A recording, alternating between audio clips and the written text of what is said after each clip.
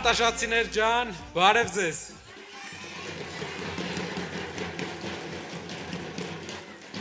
Քանի որ արտաշատցիները սիրում են հաշվել, ես պետք է սկսեմ հենց կոնկրետ հողի վրա փոփոխություններից։ Ինչ է տեղի ունենալու,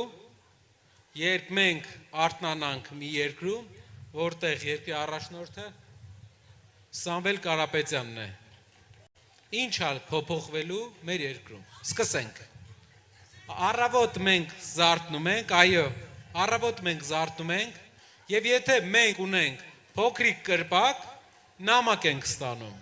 որ մենք այլևս շրջանառության հարկ չենք վճարում։ Փոքր բիզնեսը ազատվում է արտաշատում Հայաստանի բոլոր շրջաններում հարկերից։ Երկրորդը, եթե մեր հարևանի տղան գնում է բանակ, իր ընտանիքը ստանալու է ամսեկան 40,000 դրամ աջակցություն, որպես բանակ զորակոչված զինվորի ընտանիք։ Ինչու է ընտանիքը ստանում, ինչու զինվորը չի ստանում, որովհետև բանակում, զորամասում, դուք էլ գիտեք, կարող է խնդիրներ լինել այդ մեծ գումարների մեջ։ Ավելի լավ է ընտանիքը ստանա։ Երրորդ, դուք ապրում եք Արտաշատի կողքը, օրինակ Ոստան գյուղում։ Ունեք այգի, աճեցնում եք միրգ, բայց ամեն տարի մրգի գինը փոփոխվում է։ Դուք առավոտ արթնանում եք, տեսնում եք, որ տարվա մեջ ունեք գին, որով ինչքան արտադրեք, այդքանով կծախեք ձեր միրգը։ Գումարնել պետության երաշխավորությամբ մեկից կստանաք։ Այսինքն չեք սպասի գումարին եւ կարիք չեք ունենա գումարի համար, գնի համար մարդկանց հետ այդքան երկար եւ բարդ խոսակցություն ունենալ։ Գները չեն ընկնի։ Երիտասարդները ինչ կունենան։ Ամուսնացել են, ցանկություն են հայտնում տուն ունենան։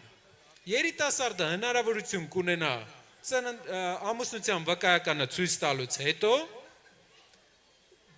տուն գնի վարձակալության գնով։ Այսինքն ամիսը, եթե արտաշատում վարձակալությունը 60,000 դրամ է, 80,000 դրամ է, 100,000 դրամ է, նույն գնով դուք հնարավորություն կունենաք հիպոթեկով տուն գնեք, բայց 10 տարի հետո տունը մնում է ձեզ։ Եթե ընտանիքը մի քիչ հավեսի անկել, մեծացել է եւ 4-րդ երեխան ունի, եւ մոտենում է 5-րդ երեխայի ժամանակը, ինչ է տեղի ունենում։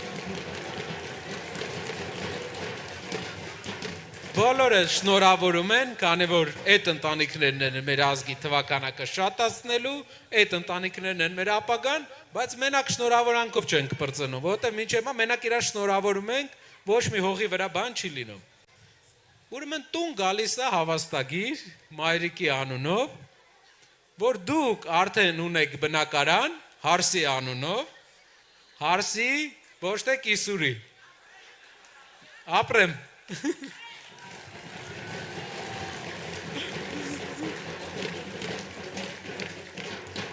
Ինչու ենք սա անում, որովհետև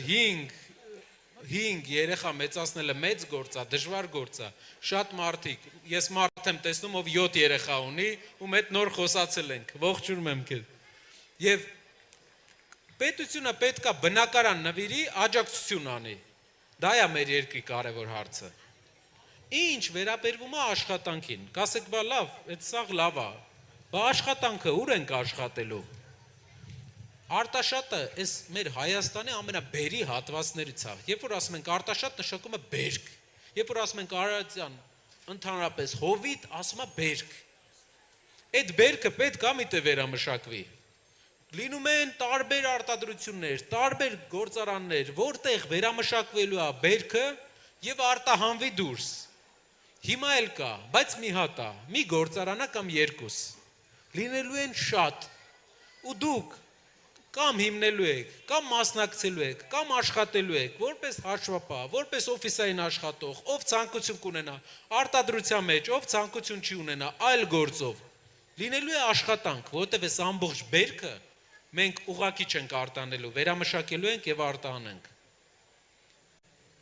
Հիմա փակում ենք աչքերը, նու կարանք բացենք, բայց պատկերացնում ենք, որ փակում ենք։ Ու հետ ենք գալի հիմիկվա Հայաստան։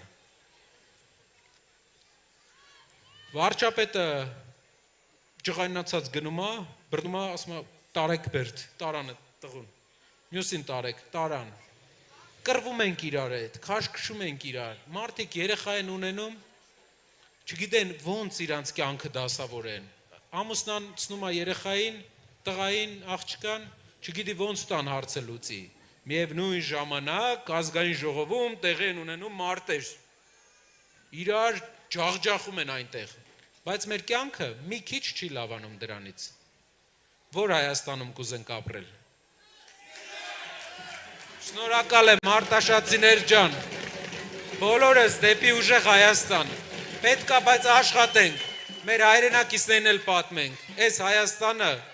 պետք է ուժեղանա։ Մեր Հայաստանը այս ամեն հողի կտոր ոսկի է։ Պետք է ուժեղանա, ոսկին ոսկի սարքենք։ Իրար հետ պետք է այդ անենք, խոսենք ձեր շրջապատի հետ, լուծենք մեր երկրի այս հարցը, լուրջ առաջնորդ ունենանք։ Շնորհակալ եմ ձեզանից։